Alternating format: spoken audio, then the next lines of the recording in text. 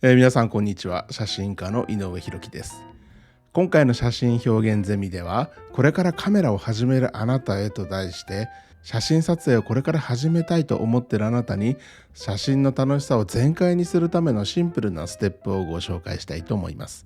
お気に入りのカメラを手に取って、一緒に素敵な写真の世界へ踏み出してみましょう。写真の楽しさを全開にしていくステップは至ってシンプルです。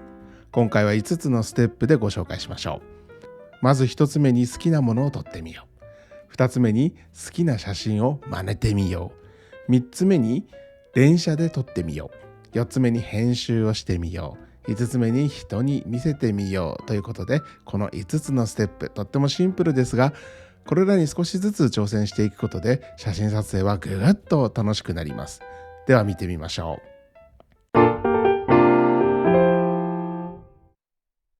写真撮影の楽しみは、あなたが好きなものを撮るところから始まります。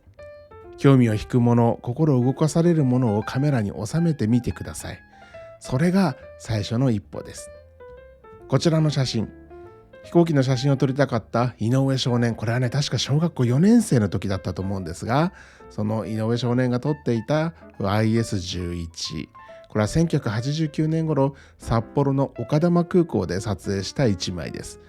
もうね、飛行機に近づいてこれだけの大きさで撮ることができたのはとても嬉しかったんです。カメラを見てみましょう。映るんですね。こんなカメラで撮っていたんですね。飛行機を撮りたくて映るんですを小遣いで買ったのを覚えています。そして初めてボーイング767を目にした時、これはね、函館空港だったと思うんですが、喜んで撮ってたわけですよ。ちょっと懐かしいマーキングですよね。プリントが仕上がってきた時に、この右上に金網が映り込んでいたのがとても悲しかったことが、この時の一番の思い出。今日のデジタルカメラではよほど焦って撮らない限り、このような失敗はまず起きないのですが、当時の映るんですフィルムカメラではこんなことがね、当たり前のようによく起きていました。さあ、これは20代の頃でしょうか。飛行機をもっと綺麗に撮りたくて買ったのが一眼デジカメでした。仙台に住んでいた当時、時間を作っては仙台空港へ行って飛行機を撮っていました。映るんですやコンデジから一眼デジカメにすると画質がぐーんと上がって嬉しくて、司法試験浪人生だったというのにカメラを持ち歩いているダメ浪人生をしていたことを覚えています。まあね、こうやって撮っていたんですけども、まさかね、ここにね、大きな津波がやってくるなんていうのはね、当時はあまり思ってもいませんでした。その後、写真家になろうと一人修行を始めた時も、大好きな飛行機を見かければすぐにカメラを向けて撮るということをしていました。虹の中へ飛び込もうとしている飛行機を捉えたこの一枚、この写真で当時誉れな賞をもらいました。すごく嬉しかったのですが、正直なことを言うと、この写真どこにもピントが合っていないんです。どこにもピントが合っていないというのに、この写真を見てくれた誰かの心を揺さぶって素敵なことが起こることもあるということをね、感じる一枚になりました。その好きなものがどう映されているとより素敵なのかを他のものに比べてずっと理解していて、実践につながりやすいのです。その意味で上達が最も早い被写体ということができるでしょう。ぜひこだわって撮ってみてください。初めてカメラを手にして飛行機を撮ってから30年。今井上は航空会社と契約している写真家として雄大な北海道の空を飛ぶ飛行機を撮っています。好きなものをずっと撮っていると、こんな素敵なことがあると強く僕は感じています。さて、今度はキタキツネが写っている一枚を見てみましょう。こちらは僕がキタキツネを撮るきっかけの一つになった一枚です。2013年あたりからキタキツネが気になるようになって、なんとなくカメラを向けていたらだんだんと好きな存在になっていき、気がつくと彼らの姿をカメラを持って追いかけるようになっていました。大好きになってしまった彼らをどのように写すと一層素敵に見えるのか、そんなことばかり考えるようになっていました。そんな思い入れから来る撮影は人生を豊かにしてくれているように思います。2つ目、好きな写真を真似てみよう。写真撮影の技術や表現方法を学ぶには、尊敬する写真家や気に入った写真を真似てみることが一つの良い方法です。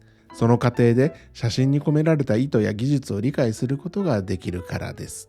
北海道美瑛町や上富良野町付近の丘陵地帯を被写体にして丘の風景を撮り続けた前田晋三先生が撮影していた朝霧の丘という作品があって、どうやったら黄金色の丘と尖塔、尖った塔を素敵に撮ることができるのかと、北海道に戻って写真家になろうとしていた僕は、撮影地の当たりをつけて朝霧の季節に通ったことがあります。どんな季節や天候、そして時間帯が良いのか、露出はどのようにするのが良いのかと、様々なことが現地に行くことで分かってきました。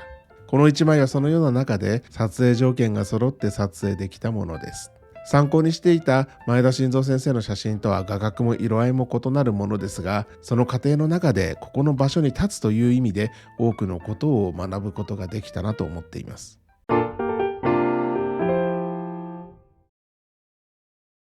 3つ目、連写使用。この写真、キネズミことエゾリスがまるで飛んでいるように写っています。なんだかすごい一枚に見えてきますよね。しかし、さほど難しい撮影ではなく、ちょっと高性能なカメラとレンズで連写することで得られる一枚なのです。一瞬の美しさや決定的な瞬間を捉えるために連写はとても有効です。恥ずかしがることはありません。かつては連写をしないで一枚パシャッと撮るのが素晴らしいとか、連写は邪道みたいにされる空気感があったのですが、それについては僕はポジショントークだったのかなと思っています。なぜなら1秒間に20枚以上の連写ができるミラーレスカメラが多く出回ってきたこの 2,3 年で、連写をしないと言い張るプロ写真家がぐっと減ったような感じがするんですね。そう、ポジショントークだったんじゃないのかなと僕は思っています。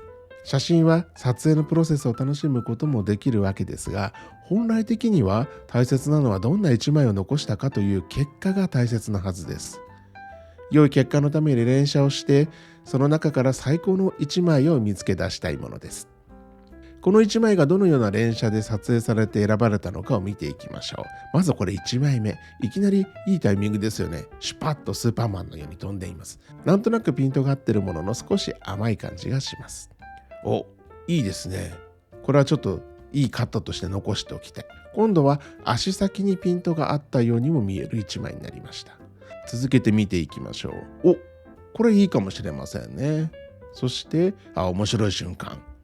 これは跳躍の時ですね。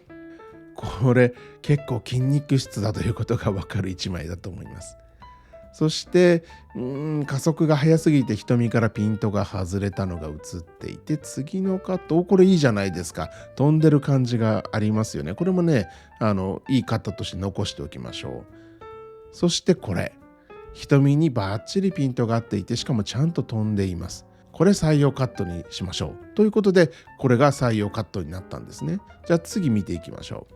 ちょっとピントが甘くなって、これもピントが甘いですね。またピントが瞳にしっかりと戻ってきています。さあもう一回跳躍の時、やはり加速するとこの瞬間ピントが遅れてきていますね。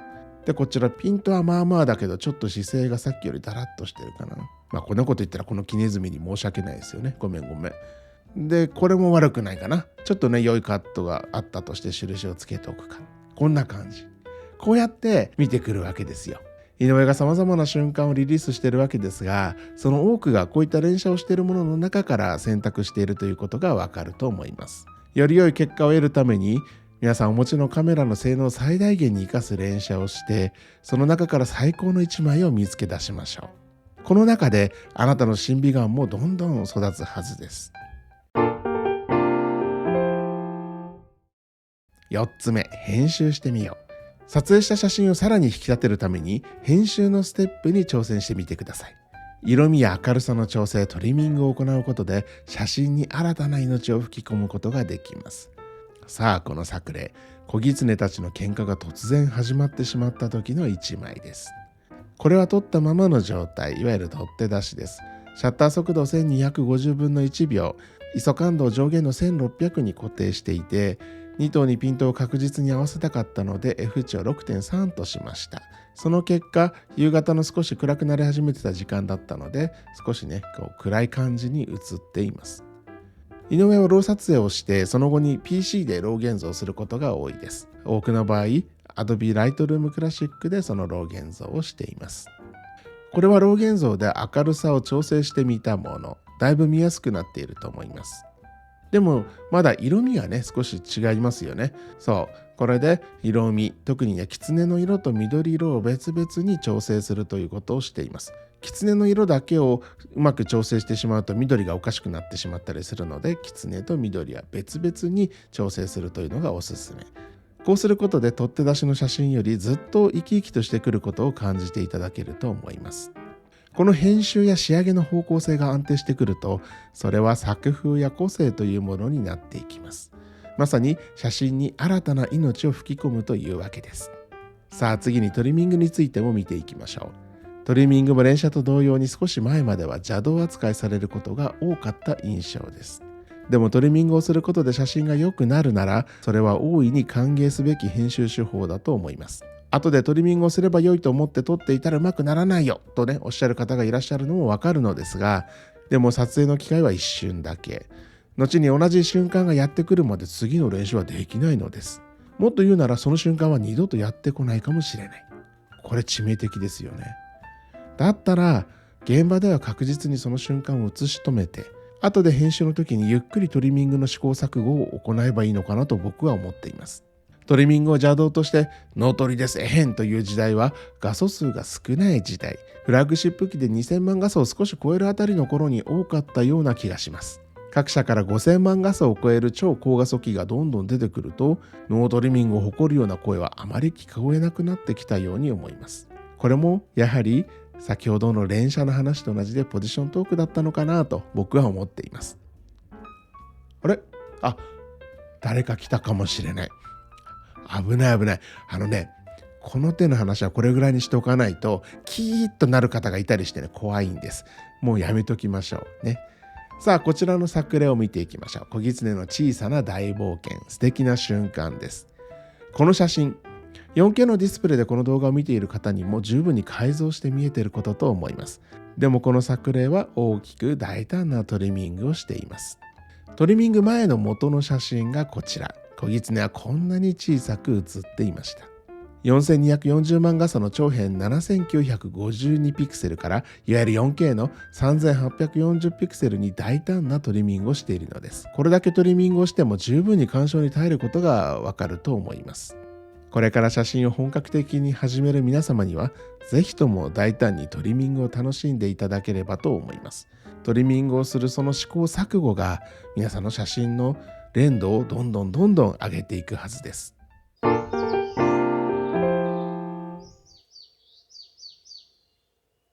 さあ最後5つ目、誰かに見せよう。撮影した写真はぜひ誰かに見せてみてください。フィードバックを受けることでさらに成長することができますし、共有する喜びも感じることができます。SNS に投稿するのも良い発表方法ですし、フォトコンテストに応募してみるのも良いでしょう。この写真は初めて僕がフォトコンテストに入賞した時のものです。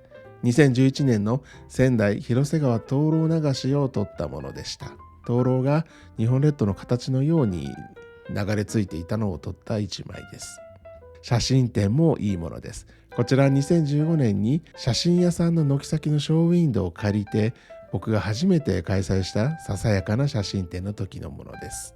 写真展開催は勇気がいることですが、やってみるといいものです。これまでに自分が撮ってきた写真群を見直すきっかけにもなります。また、写真の仕上げの方向性の良い修正が行われるかもしれません。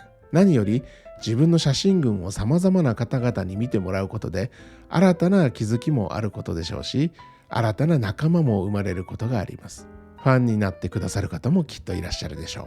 ささやかな写真展だったのですが、誰かに作品を見ていただく喜びはここから始まりました。